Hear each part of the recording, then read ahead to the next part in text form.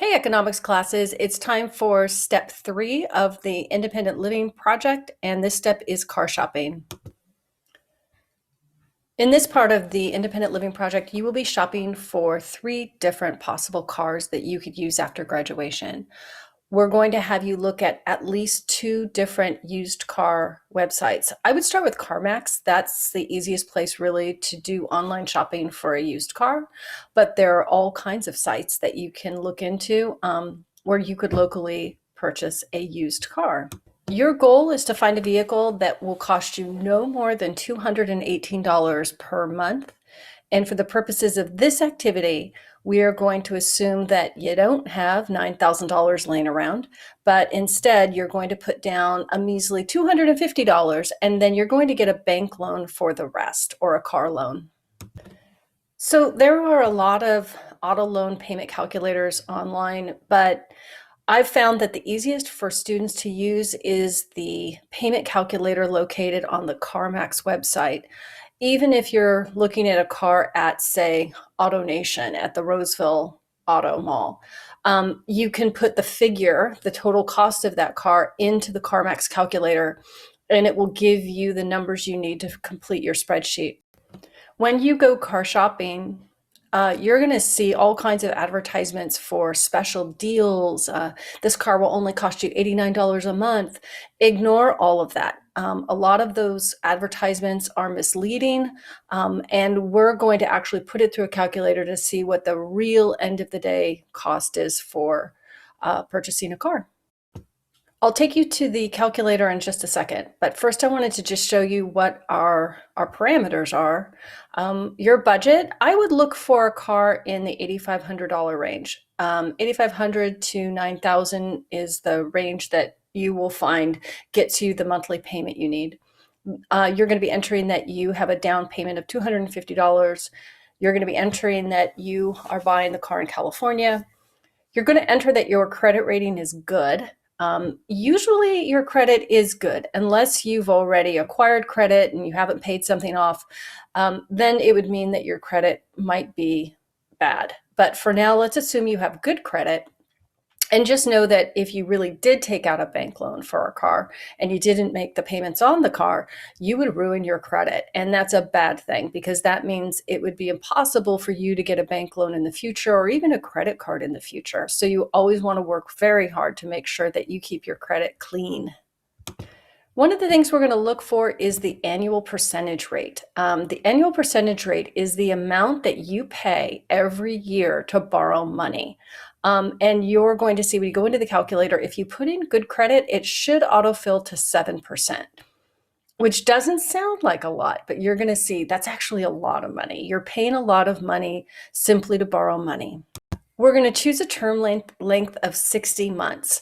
A lot of auto dealerships now offer 72-month loans, but you know what? That's kind of dangerous. You really don't want to be paying for a car for 6 years.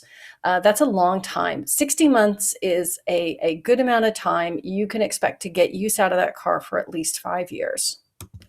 So now I'm going to take you to the CarMax website so we can actually put some figures in this calculator and see how it works. So I've gone back up to my link. There we go. All right. So let's say I've been shopping on a website at a used car website, and I found a car, and the car is $9,000.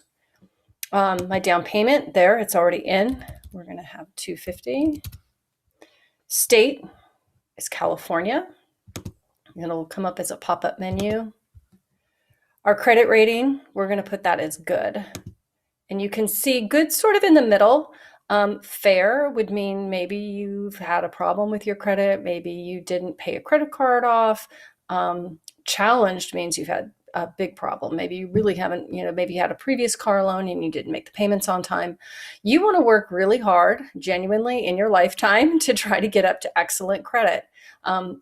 You will pay less to borrow money for the rest of your life if you can get up to excellent. But for now, you're right out of high school.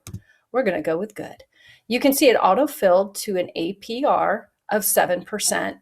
And then we're going to change this one to 60 months.